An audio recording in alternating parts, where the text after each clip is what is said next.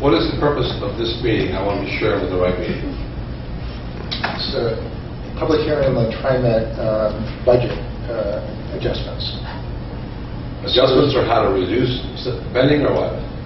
There's a bit of both involved in the proposal, which is outlined in the materials that are on the table now. Well, I'm going by what I read in the paper, and I thought it said you were looking for ways in order to cut costs. If you have suggestions for us, we'd be happy to hear those.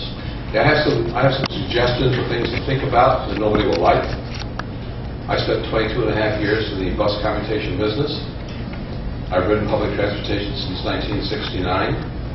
I have many thousands of hours and miles under my belt, so I know what the commuter does.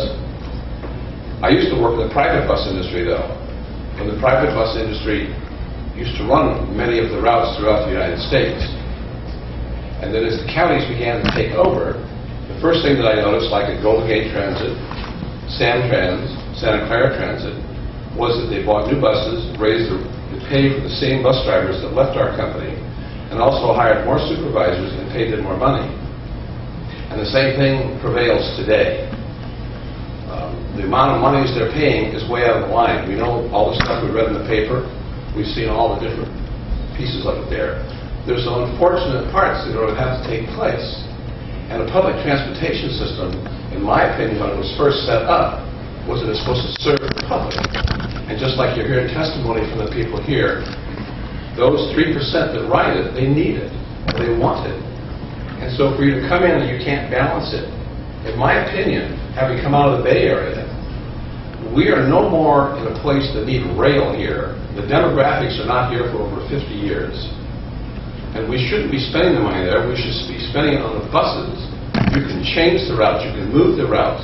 When you have catastrophes, you can reroute, you can do all of that, where the rail can't. I've gone to hearings before and I asked, what is your speed? What is the average rate on the rail? And many times it's slower than the buses. But we're hooked up in this thing. When I was in D.C. at a transportation committee meeting one time, a fellow told me, I said, why do we have to have the rail? He says, because it's the thing to do.